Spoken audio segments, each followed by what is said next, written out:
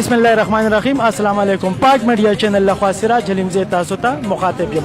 ملګرو زه دا وخت په شب قدر چوک کې موجود یم. نن 21 فروری ده. 21 فروری باندې په ټوله دنیا کې د ژبو نړیواله ورځ نمانځلی شي. د نورو ښارونو په شان د نورو دنیا په شان په شب قدر بازار کې هم د قلم کورنۍ پښتو ادبي ټولنه شوقدر او انجمن ترقی پسند مصنفین 400 د سوري لاندې د آیات اقبال حیات صاحب صدر قلم کورنۍ پښتو ادبي ټولنه شوقدر په مشرۍ کې دا ورځ نمانځل کیږي. حیات اقبال حیات صاحب هم موږ سره موجود دی. د هغوی نه معلومات اخلو د دې 21 فروری په حواله باندې. السلام علیکم حیات اقبال صاحب. السلام سراجان اخی. حیات اقبال حیات صاحب تاسو دا نن د 21 فروری ده د ژبو نړیواله ورځ نمانځلی شي په ټوله دنیا کې. تاسو هم واک هم وکړو، لاریون هم وکړو او جلسې هم آغاز لا شروع دی. د دې په اړه باندې موږ له تفصیلات راکړئ. سراجان ستاسو ډېره مننه، د پاک میډیا هم ډېره مننه چې زمونږ کوریج له راغلل. لکه څنګه چې تاسو ولیدل قلم کورنۍ شب قدر او انجمن ترقی پسند مصنفینو د دوی د سوري لاندې په دې واک کې موږ سره صحافیانو، سیاسي مشرانو او صحافیانو ملګرو موږ سره ګډون وکړلو. نو دا واک ډېر کامیاب شولو. زموږ د توقع نه هم زیات دا واک کامیاب شولو.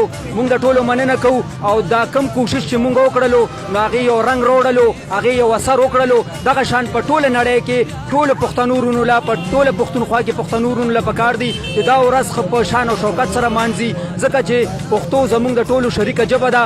پښتو ژبه چې کوم دی هغه یوازې یو ژبه نه ده، یو دستور هم دی. نو پښتو ژبه ډېره پسمانده پاتې شوې ده زموږ د بېغورۍ په وجه، زموږ د حکومتونو د بېغورۍ په وجه باندې. نو نور موږ له پکار دی چې خپلې ژبې ته توجه وکړو. موږ لیک لوس هم په پښتو کې شروع کړو، خپلو بچو ته درس او تدریس او تعلیم هم په پښتو کې ژبه کې ورکو. او حکومتونو هم زموږ دا خواست دی چې هغوی دې هم په سکولونو کې پښتو ژبه په حیثیت د یو اختیاري مضمون نه بلکې د یو په حیثیت د یو لازمي مضمون په سکولونو کې شروع کړي. دغه شان په نورو تعلیمي ادارو کې سیاسي مشرانو هم زموږ دا خواست دی چې د خپلې مورنۍ ژبې د ترقۍ او د ترویج لپاره دی هغوی عملي ګامونه اوچت کړي. پښتو د ټول قام ژبه ده او زه دلته دا خبره کومه چې په پښتو باندې زموږ حق نه دی، د پښتو په موږ حق دی. پښتو زموږ مورنۍ ژبه ده، زموږ مور ده. نو د مور په بچو باندې حق نو د دې ژبې په ټول قام باندې حق دی. خدا د شاعرانو ادیبانو یو لویه کارنامه به ورته زه ووایم، د هغوی لوی زړه به ورته زه ووایم.